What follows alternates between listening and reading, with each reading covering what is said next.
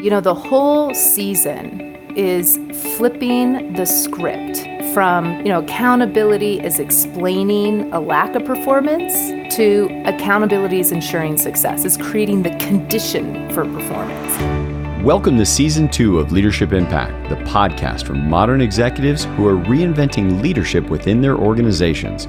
With your host, Executive Leadership Coach and CEO of the Granger Network, Kari Granger, and me, Paul Adams, CEO of Sound Financial Group. This season focuses on accountability. And to support you in increasing accountability in yourself and in those you lead, we're providing a special rate for our listeners who want to engage in one of our accountability courses. Text the word accountability to 555-888 for more information. This is episode 34, our season 2 Endisode. Hello and welcome back to Leadership Impact. This is Paul Adams, and I'm getting to kick off this Endisode. So in the last 2 seasons, we have created an Endisode, an in-between-isode, and Joe Rogan, even though you are one of the most prolific podcasts out there, I just want to say we created those 2 distinctions for our entire audience, and I hope you guys are enjoying that with us. Kari, welcome back to Leadership Impact. Oh, hey, Paul, we also did the debrief-isode. Oh, did I miss debrief? In-between-isode, debrief-isode, Endisode. Endisode. The Granger Network dominating podcast distinctions across all of the platforms on which you consume podcasts. I love these because it's our chance to just kind of reminisce about what we got done during the season and what we hope all of you had a chance to take away. So we mean this both to be a bit of a review for everybody and that moment of like, maybe you were distracted because you were on a run, avoiding traffic, maybe a little bit like playing Crossy Road, and you missed a key distinction from one of our prior episodes. And this is your chance to catch that distinction and then go back to that episode and maybe reabsorb it or just be reminded. That's what we hope you guys are all able to get out of today. Kari, what's one of your highlights of what we got out of this season? Just as we're going through this season on accountability, when we first started it, I thought, oh my goodness, accountability. Do people really want to hear like 17 episodes? I think that's how many we did, something like that, on accountability. Like, are we going to lose everyone? And you know what? The opposite has turned out. More people are tuning in. More people are saying, oh my God, I love season 2 on accountability. And I think fundamentally what's been happening is there's a real shift in just how I even relate to this thing of accountability is this thing I had to avoid. And, it takes up so much of our time at work, right? It's either the thing that's missing or the thing I'm subjected to, or, so there's a lot of suffering that goes on in organizations around accountability. And I think through this season, what's happened is this shift to this really empowering orientation. It's about creating the future. It's about partnership. It's not just accountability. It's like a whole new paradigm has opened up about how I can be and interact and coordinate with others. And, I think that's really freeing and inspiring. And I think so too, just the ability that I think this season can allow the people that we're accountable to and are accountable to us, that these are all episodes that our audience can share. So that one thing that's unique about podcasts is it's an intimate conversation that you're getting a chance to participate in.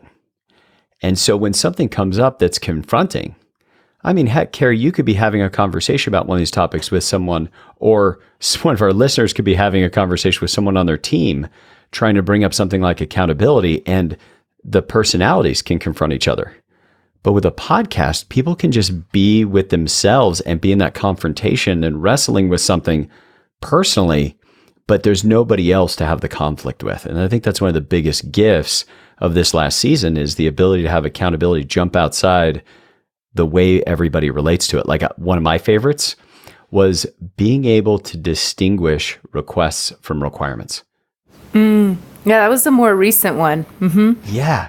And that one just sticks with me because now I'm watching for when I'm asking for something, I'm watching somebody just jump right on it. I'm like, thank you for being so diligent. And that wasn't one of the things that we absolutely need you to do in your role. Yeah. One of the things that I remember that I really liked is it was just a small example, but I've gotten a lot of feedback from it. And that's the difference between enforcing standards and accountability and inspiring standards and accountability. Oh, you got to say more. And it really came out of my work with some military units where I noticed, in the history of the military, whatever, they would just say, yeah, we just got to tell them they need to do it, right? And it'd be all about enforcement, which of course you're going to get compliance at best. And just challenging the group to how do you move from enforcement to inspiration so that I want to be someone who's counted on. I want to be someone who is respected for what I say, happens in the world. How do I inspire accountability rather than enforce it? I don't even know the answer to that necessarily, but, I have ideas around it, but it leaves me wondering and challenging myself, even in my own company. How do I inspire even compliance rather than enforce compliance? Well, and I think that it goes back to that idea of you talking about the being in a conversation. Who is it you're being rather than having authority? And one of my other favorites from this season has been... Oh, you mean being versus having accountability, like being accountable to an outcome versus accomplishing tasks. Yes. Is that the one you're talking about? Yeah. Yep. And I love the episode we did about how to mess up, fess up, and level up. Yeah. Because it gave us that ability of like, everybody makes mistakes. Not everybody can get everything done perfectly all the time. And that it's actually an opportunity to further a relationship and to further and level up your performance, not just succumb to having made a mistake as if it's now a blot on the record I can never get rid of. Totally. The whole season is flipping the script from, accountability is explaining a lack of performance to accountability is ensuring success, is creating the condition for performance. Accountability is the thing that happens after the fact to before the fact. Accountability is doing tasks to being accountable for outcomes. Accountability is you're a good or bad person is kind of in the moral domain to accountability because it provides workability. It allows us to function together. And we went on so many things, accountability being person-based versus commitment-based, critiquing the past versus being a steward of the future. It's just so many great distinctions in terms of flipping the script on our prior model paradigm of accountability. It really opens up a whole new world. Well, and I don't know for me how I would be able to hold my team accountable if it hadn't been for us recording the season. Because otherwise, to your point, it's like we're just enforcing. You were supposed to do this. Why didn't you do that? Well, you try harder next time. Great. High five. That's done with the feedback session. Instead of communicating to people how important they are in the future of the organization or that role performs in the organization overall, and it gives people a chance to actually improve their lives as a part of your organization, not just improve their performance. Yeah, Paul, tell us more. What things have you implemented out of this season? What are some of the things that you've actually started to practice? I think one of the biggest is the clear expectations on the front end of something getting done. And sometimes that looks like me making a request and somebody saying, okay, and me saying, can I ask what it is you're now going to go do? To just get clear about what it is, because every now and then somebody misunderstands it and they were going to send a document directly to a client when in fact what I wanted was it just to be prepared. Yeah. So that it was ready. And that clear expectation of, are we both thinking you're about to accomplish the same thing? Super small, but enormously beneficial. Oh, it's so good. That's one thing that I struggle as in my managerial role of my job, which is I like to speak in general, vague directions, and I think you and me get excited about the future, and I misinterpret your enthusiasm for the general topic as you know exactly what to do leaving the conversation. Yes. So I love that you just gave that back to me, because it's a great reminder for me to say, okay, I know sometimes I'm not super clear. So could I check, in terms of our alignment about what you interpreted from this conversation in terms of what you're going to do? Because I want to make sure I was clear, and I'm not even sure I was. Or what did you make out of that? Yes, which reminds me of that conversation of asking what versus why. Yeah. What are you taking away from this? Not why did you say okay so fast? Because you trigger all that defensiveness in people. And I have been because I think when we say why, we're actually probably shoulding on somebody, like they should have done something different, or they start to question that. Mm-hmm. And by being able to say, what is it you're going to do, or what had you take that direction, and that mood of curiosity to come in, and it creates the ability to have partnership in the midst of a breakdown instead of enforcement, compliance, punishment, and all the emotions that come out of when somebody's being held accountable. Because by having clear expectations, having an opportunity to partner on the future gives us the ability to be curious when people took a different action than we would have taken in that moment. Yeah, it's so good. And, you just saying the word partner reminds me almost, I think every episode we talked about partnership. And, it's so critical in accountability that we take ourselves out of the mindset. I mean, there are superiors and subordinates in an organization from an organizational chart perspective. But what a lot of humans do is they aren't able to bracket that as just a position, like a subordinate position, like literally on a chart of paper. And they end up relating to their roles as I'm like a superior person, or I'm a subordinate person. And they begin to see life through, what's your title, or where's your position? Oh, I'm less than that versus, or I'm more than that, versus seeing and being a partner with a colleague. Like, look, we're two humans out to accomplish a future. So that partnership, that orientation of partnership is so critical to having all the component pieces of this season be effectively implemented. And it's a hard shift to make happen, because many of us bring our childhood relationships to authority into our workplaces.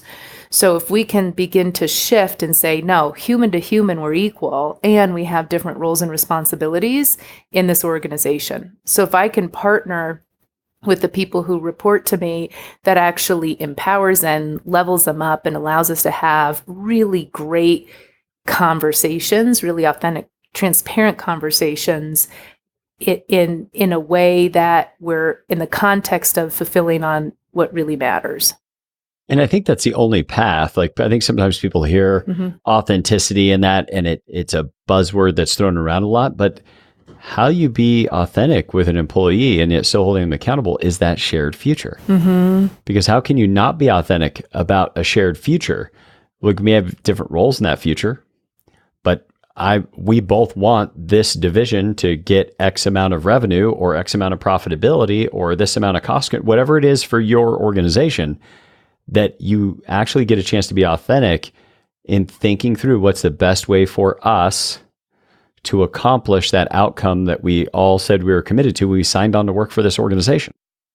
Yeah. So I think, one of the things, Paul, is I think we gave a lot of good, we pointed in the right direction in many ways. And I think we gave some practical advice. Half of our episodes, the practicality is share this episode and talk about it with your manager or your colleagues or your direct reports, right?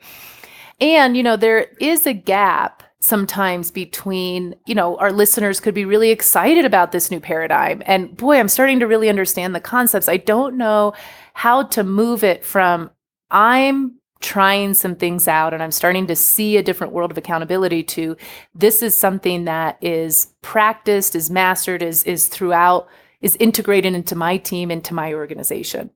And for that, I just really want to remind our listeners that we have throughout the season pointed to our online accountability course, which, you or a group of people can take together, and you can even hire one of our coaches to be your facilitator through that process.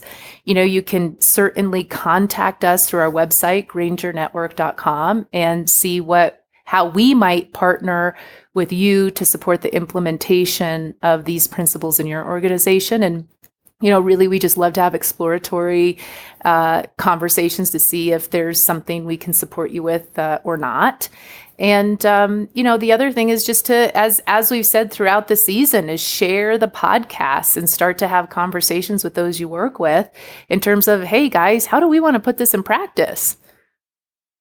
Indeed. And I've got to say, just for our listeners, only because, Kari, you and your organization are so great at this, but the ethics around engagement are so high. Like, I've listened to you talk about the fact that you have some conversations, it's like, I don't think where you guys are at right now, we would be super helpful, or we might be too much horsepower, or, and you're able to communicate that in a way so that the people that might consider bringing the Granger Network into their organization, you don't need to worry about whether or not the Granger Network is going to bring enough value, because unless they can see overwhelming value, they don't make an offer to work together. Yeah.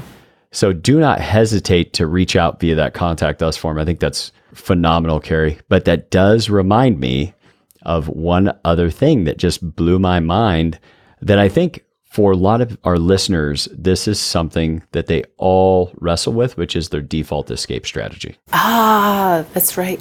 How do they get away from the accountability? How do you avoid having that conversation you need to have with somebody about performance, or the feedback loops you're trying to create in the organization? And this stuff isn't easy, and we all don't want to do the stuff that's hard. Like, I think we all share that as humans. There's like, like we're all fundamentally like a shark. Like, we want to move the least amount possible to stay alive and keep eating, because we're kind of wired that way. And same thing in our business. Like, if things are going okay, it's easy not to take on some of these topics. And especially if you've tried to bring up some of these topics and it didn't get the traction you wanted, it's easy to back off of it. When maybe what it is with the powers that be that bring in those outside consultants, make sure they get a chance to hear these episodes. Make sure that you get the chance to let the people listen to it, so you're not trying to deliver the material as if, like, Kari is such an accomplished coach. Like, I'm the caveman she has on to make sure that we can translate some of this into regular human speak, because she is brilliant at navigating inside organizations. I mean that as a compliment to you, Kari, in front of everybody. But I think that if you take the time to implement some of this your organization, you will hear your default escape strategy show up in you when you run into that first bit of difficulty in implementing these. Yeah, really good. Now, Paul, remember at the beginning of the season, we said that there's really two topics. Well, there's really three topics that I hear in any organization that we end up talking about. One is performance, which, we spoke about leadership and performance in the first season. And then the two are accountability and trust. So this second season has been all about accountability. And then the third most cited issue or phenomena that organizations really want to develop more of is trust. And Paul, you and I have been speaking for a while about, at some point we're going to talk about trust. And I know in our recent conversation, we thought, yeah, maybe our next season 3, really ought to be a deep dive into trust as, a critical component of hard performance metrics, as well as the qualitative aspects of culture and experience and just fulfillment at work. Paul, as we look to wrap up this endisode, I wanted to give our listeners an opportunity to engage with us in two ways. One is to write a review. We don't ask for reviews that often. And I notice when we ask for reviews, we get reviews. And we haven't asked for review the entire season 2. And so I'd like to invite our listeners to engage with us while we're between seasons by writing a review and giving us an honest rating. Before you leave that topic, I think something that's key that a lot of people may not understand is what that does, that if you're getting value from this, the ratings make an enormous difference on all of the different podcast platforms, especially iTunes. So you doing that review, what you may not know is you doing that one review punches up Granger in the search stats, and we have watched people get value from this just coming up as a suggested podcast and getting an enormous difference out of it. So literally, you writing a review is not just an appreciation of Kari and her team and everything that they've done, but it's also the opportunity to make a difference for somebody else that will never bump into the material if you're not doing the review. So it's your chance to kind of pay it forward. Yeah, oh, that's really great, Paul. Thanks. I think sometimes we don't know that it actually makes a difference. Okay, so that's one way to engage. And then the other way that I invite you to engage is through that contact us or on one of our social media platforms to start to co-create the next season with us. What is it? We've got some ideas, but we'd love to hear from you. What would you love to hear in the leadership impact? And remember, we like to take a counterintuitive, deeper dive into different areas that are critical to our leadership impact. So please, everybody, take that away as write down one or two things after this episode that you got from the season.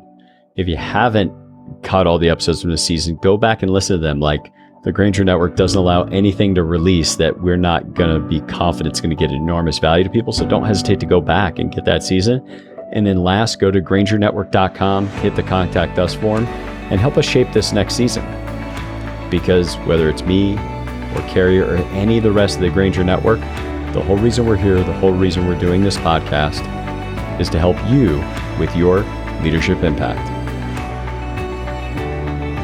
Thank you for tuning into Leadership Impact, the podcast for modern executives who are reinventing leadership within their organizations. Subscribe now at Apple Podcasts, Google Play, or wherever you get your podcasts.